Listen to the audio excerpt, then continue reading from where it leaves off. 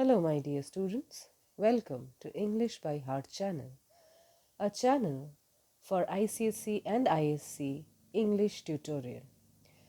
Today I will explain you Macbeth, Scene 5, line by line. Before I begin my lesson, let me tell you, if you want explanation of any chapter from ICSE or ISC English syllabus, please put your requirement in the comment box and I'll take up those chapter or topics for my next video. Now let us begin our lesson today, Scene 5 of Macbeth. The scene starts in Inverness, that is Macbeth's castle. We see Lady Macbeth alone with a letter. She is reading a letter which has been sent to her by Macbeth. So she starts reading the letter. They met me in the day of success, and I have learned by the perfectest report they have more in them than mortal knowledge. Who are they? They are the three witches whom Macbeth have met on the heath, on that barren land while returning from the battle. So they met me in the day. Macbeth is reporting whatever he has, the encounter between three witches and himself. Whatever they have told him, everything in detail, he has reported it to Lady Macbeth through this letter. So he says that the three witches have met him on the day of success, on the day of the victory of the battle. And I have come to know by the perfectest report with all reliable proof. There is no lie. He will say why there is no lie. So they are the most reliable reports or things. They have more in them. More information. They know more than mortal knowledge. Mortal knowledge known by any human being. When I burned in desire, so when I was curious to question them further, that means Macbeth wanted to know more, they made themselves air, that means they vanished into air, into which they vanished. They changed themselves into air and vanished, while I stood rapt, absorbed in thought. In wonder of it came missives. Missives means messengers. Messengers, those refers to Ross and Angus, from the king, who all hailed me.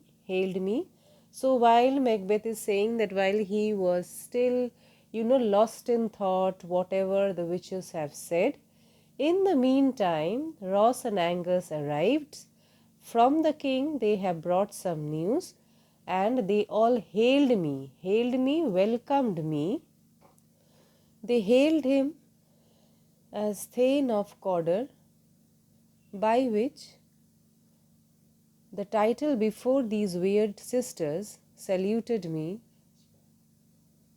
and referred to Thane of Cawdor, by which title before these weird sisters saluted me. They have also welcomed me with the title Thane of Cawdor before, and referred me to the coming of the time. Hail the king that shall be. So the king's messenger came and welcomed me as Thane of Cawdor, and I was surprised, I was more than surprised, taken aback, that with the same title, just before few minutes, those weird sister or the three witches have welcomed me, and they have also welcomed me as the king shall be, the future king of Scotland. This have I thought good to deliver thee. You should know all this. Thee means you, Lady Macbeth, my dearest partner of greatness. So he says that I think it is proper that you should also know about all this, about the predictions of the witches, and you are the dearest partner. He is his wife, she is his wife. So Lady Macbeth is, he addresses Lady Macbeth as dearest partner of greatness. Greatness means here she should enjoy all the great news, that thou mightest not lose the dues of rejoicing. Dues of rejoicing, you have the right. You also have the right to be happy by being ignorant of greatness's promise. So you should not be kept in darkness, so should not be ignorant of what greatness. Greatness, the kingship. The kingship that has been promised to me. Lay it to thy heart and farewell. Lay it do not share. Lay it to thy heart means please do not share with anyone, and farewell. Farewell, goodbye for the time. So, Lady Macbeth now, she folds the letter, closes it, and now this is her soliloquy. She is speaking all alone. Glamis thou art, you are already Thane of Glamis, and Cawdor. Cawdor, you have been now conferred. The title have been conferred to you, and shall be what thou promised, shall be, and you will be the king, as promised by those witches, by those supernatural powers. Yet I do fear thy nature.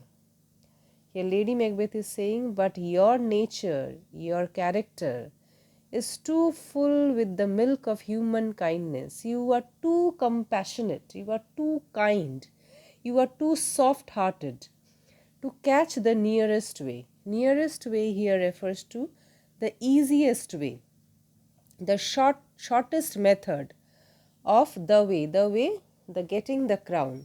You will not adopt, you will not utilize the shortcut method of getting the crown. Thou wouldest be great, you want to achieve kingship, you want to get the throne. So, art not without ambition, and you are not that you don't want to be the king.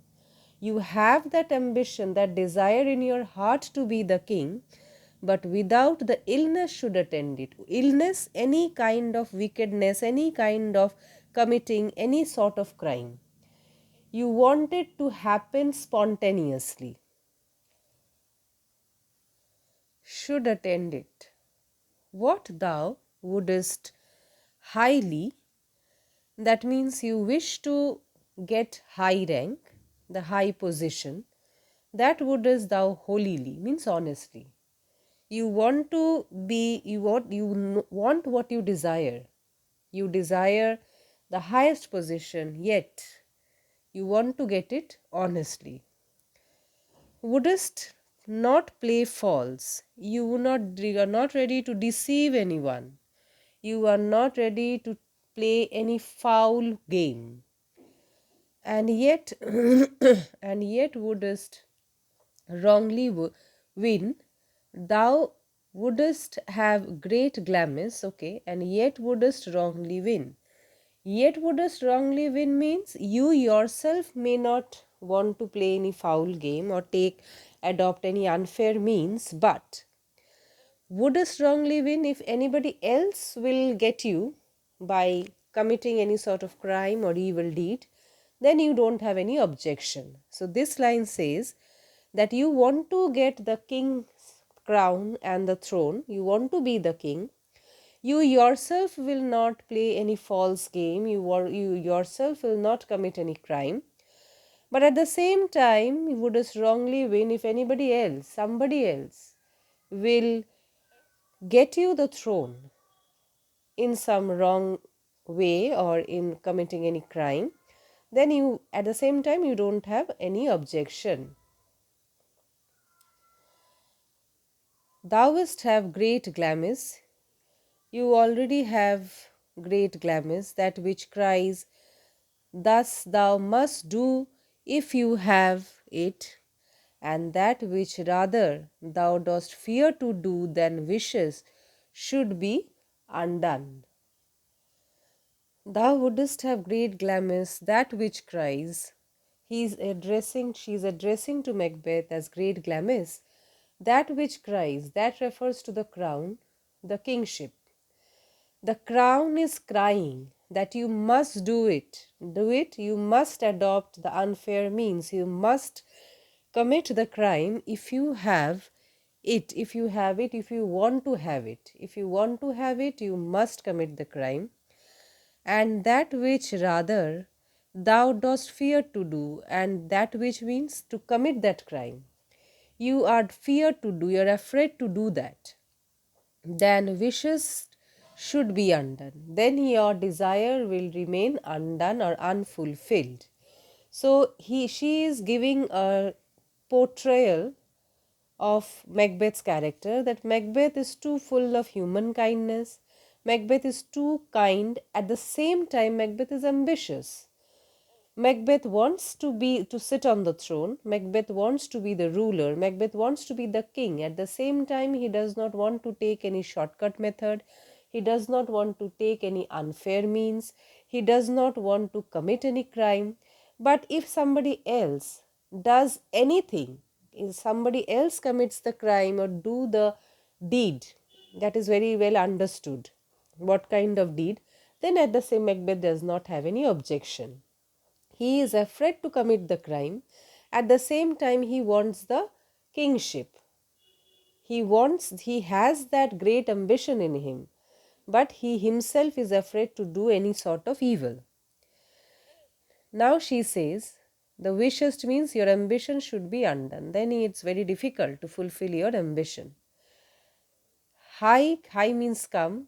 Hi the hither, that come to me. Hither means to me, here at home, that I may pour my spirits. I may pour my spirit. I will be the driving force. I will infuse my strength, spirit in thine ear. Thine ear means I will encourage you with all my strong words. I will instigate you, I will encourage you with words, and chastise with the valor of my tongue. Chastise means I will drive out all your morals, all your scruples. I will drive with my powerful valor of my tongue, with my powerful speeches. I will drive out all your fear, all your morals and scruples that are eating you now, that you are torn apart. You are thinking, you are doubtful, too much thinking about the good and the evil, the good deeds and the evil deeds. You are thinking too much about the morals and scruples, your principles, and all that impedes. These are the obstructions. The from the golden round, the crown. So all your moralities, you are scrupulous, you are honest. So this is the obstruction between you and the crown. So I, with my powerful speech, try to drive out all those goodness, all those kindness from you, which fate and metaphysical aid. Fate means you are destined to be the king. Fate is already decided, it is already decided, it is predestined that you will be the king. And metaphysical aid means those supernatural characters, that means those supernatural creatures, those witches, doth seem to have the crown withal. The whole universe is ready. Destiny, the supernatural elements, as well as myself, they already, it's the crown is ready for you. Only you have to take that decision to commit that crime or to take that shortcut method. Now enter attendant. What is your tidings? So she was talking to herself while an attendant, a servant comes, and she asks why the person has come or with what news. The king comes here tonight. So everything is in synchronization. Everything, whatever she was planning, she was thinking just now about Macbeth's ambition and how to achieve that kingship.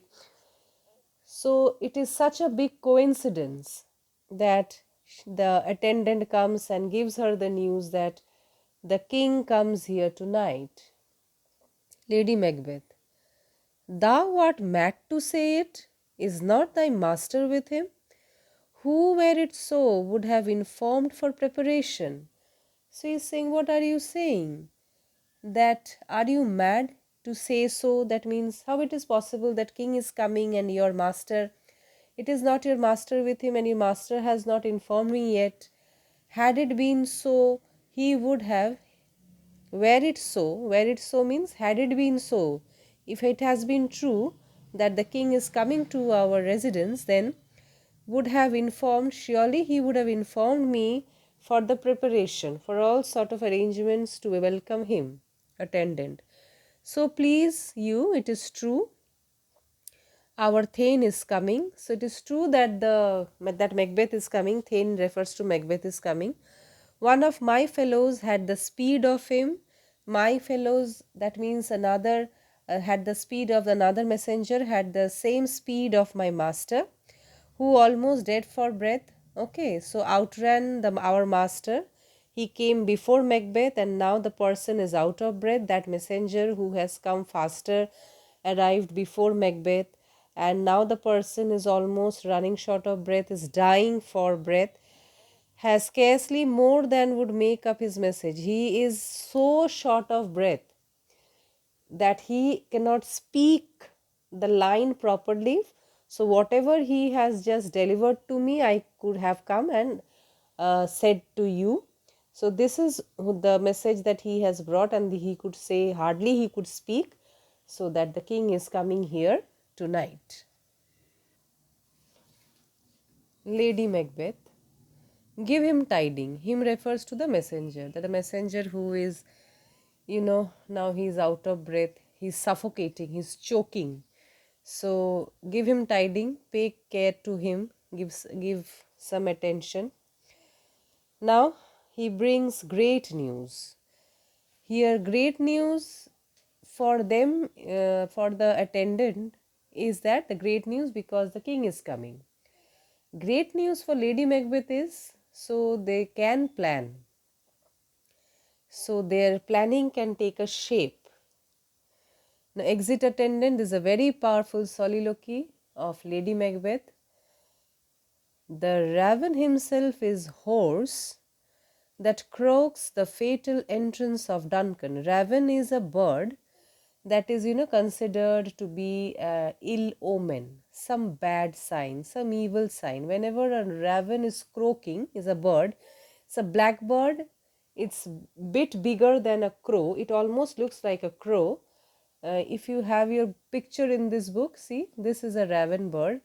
It is considered that the sound of raven, okay, or the croaking of raven is that something ill or something bad is going to happen. So raven is a bird of omen, omen. So raven himself is hoarse. Hoarse is the messenger. So the messenger that has come, not the attendant, don't make this mistake, it is the messenger who has brought the news that Duncan is arriving tonight, he will stay tonight in the castle. So that messenger has been compared to a raven who has brought the news of Duncan's and fatal entrance. Fatal entrance, that means Duncan comes and does not go alive. That is called fatal. Ill-fated entrance of Duncan under my battlement. Battlement, castle. So it is not a very good for Duncan to come to my castle. He has some bad fate stored for himself. Come, you spirits, now this is a powerful speech begins. She invokes, she calls all the spirits of darkness, all the evil spirits that tend to mortal thoughts, that is always stirring, that is always influencing. They always are, they try to influence. We have some bad thoughts, but what we do for a normal human being, what we do, we try to forget about all those bad thoughts. So she calls all those bad spirits, the evil spirits that tend on mortal thought, always is trying to evil stir the evil thinking within man, the evil desire in man. Unsex me, change my gender, that means make me a strong like a man. unsex me here and fill me from the crown, crown means head, to the toe, top full of direst cruelty. So take away the womanly kindness or womanly weakness from my nature or from myself, and fill me from head to toe with direst means greatest cruelty. Fill me with all sort of cruelty possible. Take away all the womanly softness or womanly weakness from my nature. Make thick my blood, stop the access and the passage to remorse, that no compunctions. Okay, so make thick my blood, make the blood thick, so the stop the access here means flow, and stop the flow of the passage to remorse. There should be no flow of pity or guilt. Remorse here means guilt. If the blood is thick, then it will move very slowly in the veins, and then all kind of she thinks that through the blood the pity and kindness flows. So there should not, I should not feel any sense of guilt, that no compunction, sting of conscience. She should not feel the guilty visitings of nature, which means the natural, those are these natural feelings. Whenever we are going to commit any crime, we feel guilty, we feel that we are going to do some wrong. So those sting of conscience, those guilty feeling, or those remorse that we feel sorry of nature, shake my fell purpose. Fell purpose means my evil purpose, my evil desire. Don't, so that I don't stop. Nothing should stop. All kind of pity, all kind of guilt, all kind of remorse. So nothing should stop me from achieving my evil purpose, nor keep peace between the effect and it. And then there should not be any interval, there should not be any resting period, there should not be any gap between the effect and it. Between the, here she wants to say that there should be no gap, no interval between the effect means the desire that we want to achieve, and it means the execution. We have our ambition and the implementation or the completion of the task. Come to my woman's breast and take my milk for gall. Gall means poison. So from my woman's breast take the milk and fill it with poison. Fill it with poison. And you murdering ministers, that means the spirits who provokes a man to commit murder. So those murdering ministers, wherever in your whenever you're sightless substances, sightless means you are out of sight, you are invisible spirits, you wait on nature's mischief, so you are something who helps nature's mischief, that means committing, helps man's evil desire to committing some crime. So you wait on nature's here means you remain invisible, at the same time sightless substances. You are sightless, you are invisible, you remain invisible, still you wait on nature's mischief, still you help man to commit crime. Come thick night, now she invokes the night, that cover, the night should be thick. She wants the night should be thick, and pall thee in the dunnest smoke, and it should cover the dunnest. Dunnest here means the darkest smoke of hell.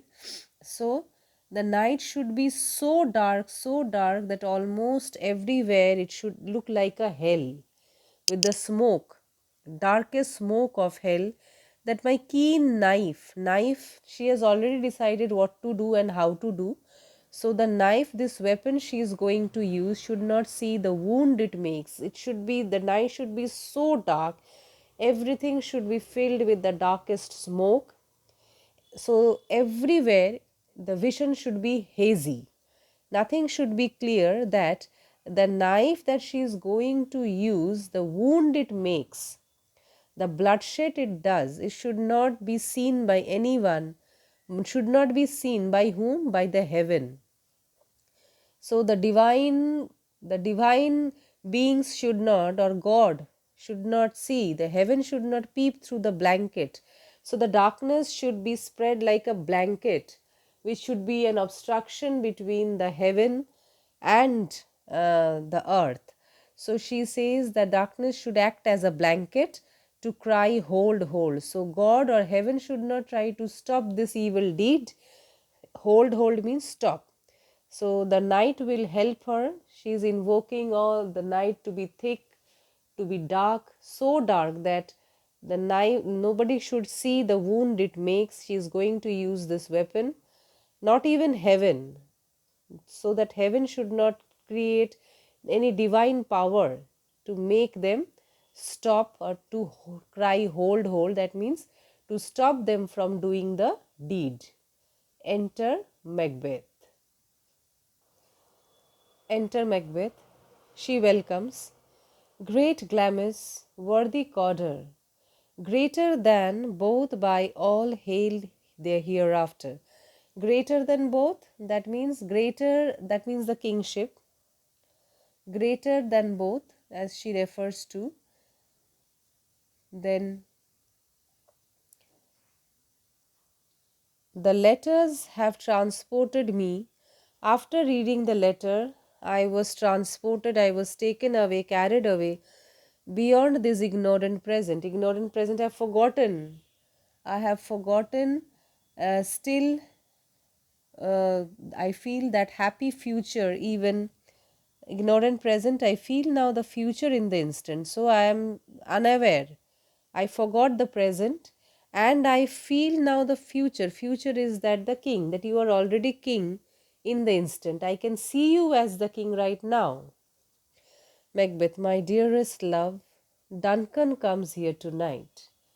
Lady Macbeth says that, and when goes hence, and when does he go from here? Macbeth, tomorrow, as he purposes. This is a bit ironical. It is as if she is asking the question, and when does he want to go from here? And again she means to say that he will never go. He comes, he will enter our castle, but there will be no exit from our castle. And at the same time, it appears like a simple question, that when Duncan wishes to leave. And Macbeth takes it as a simple question and answers that tomorrow as he purposes. So he wants to leave tomorrow.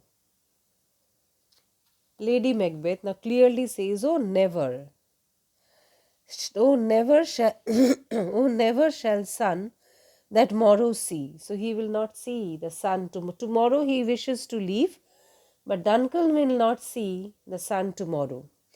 Your face, my Thane, is a book where men may read strange matters. So, according to Lady Macbeth, your face is like a book.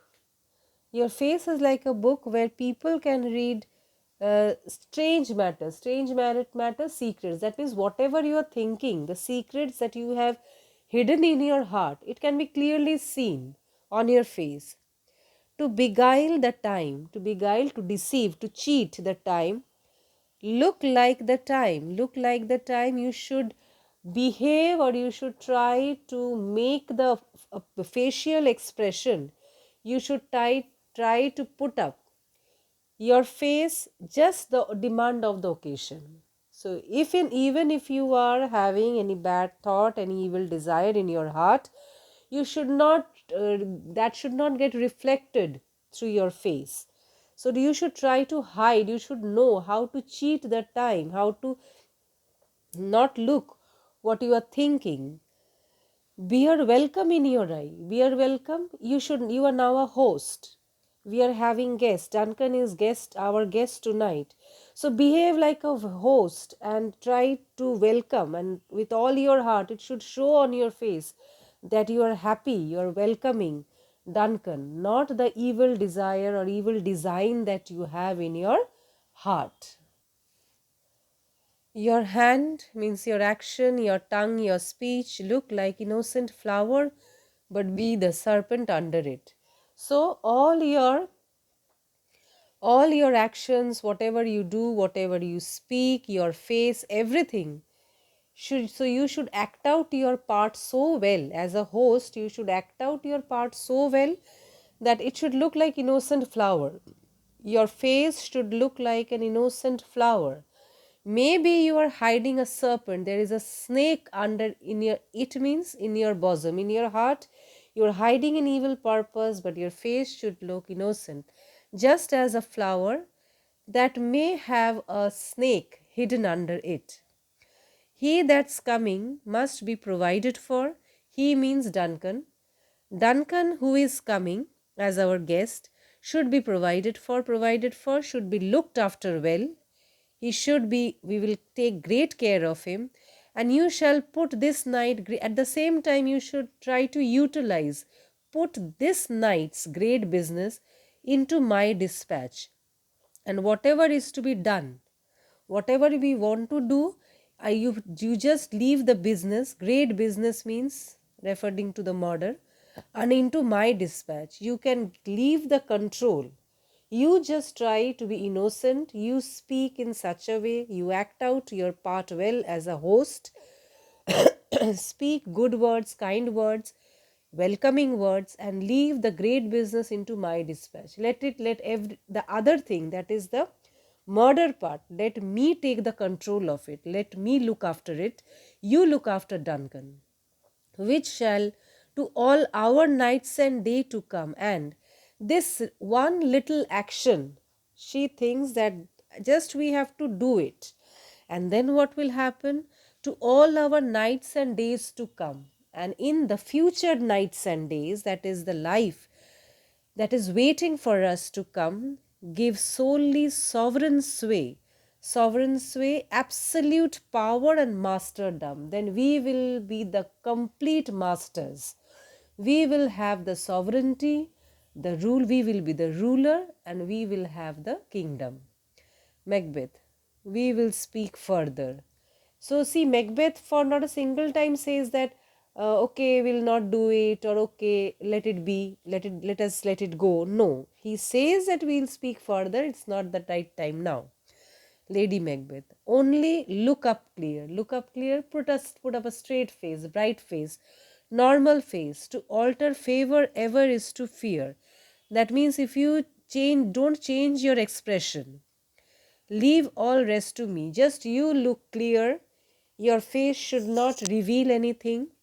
To alter favor means if you change expression, ever is to fear. That will only be the sign that you are afraid of something. So don't do that, and leave all rest to me. Else everything, whatever is to be done, all the planning and execution, you just leave it to me. So students, that's the end of scene 5, Macbeth, line by line explanation. I hope it will help you to read the scene or to read this drama the way I have explained you. If you have any doubt in any line, or if you think you need more explanation, please put it in your comment box. And if you have liked this video, then please don't forget to like, share and subscribe.